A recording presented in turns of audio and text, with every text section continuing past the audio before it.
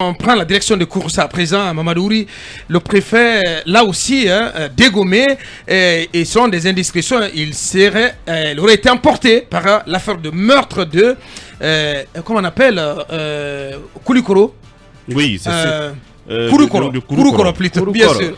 Je ne sais pas s'il s'agit toujours d'Alpha Diabaté, le préfet justement de Kouroussa. Ce qui est sûr, c'est que tout ça s'est passé en novembre 2021 et au cœur de l'affaire, c'est cette question d'exploitation de la plaine agricole de Kouroukoro. Effectivement. À l'époque, je le rappelle. Donc, à ne pas confondre avec Koulikoro. Koulikoro, c'est du côté du Mali. Il s'agit de Kouroukoro. C'est Kouroukoro Tati. Bien. Voilà, Kouroukoro qui donc est à 110 km de la préfecture de Kouroussa. Oui, bien. Ton cher ami. Bien, oui, bien sûr. Voilà.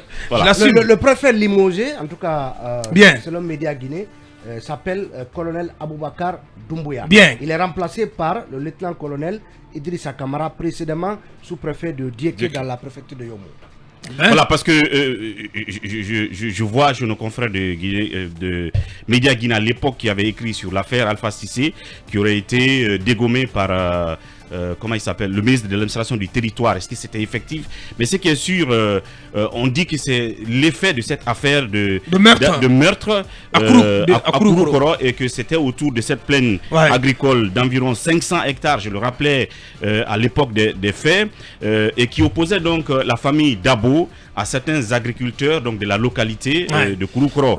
Donc il serait reproché au préfet de Gomé d'avoir laissé partir, laissé s'enfuir le présumé coupable de ce meurtre, de ce cas de meurtre.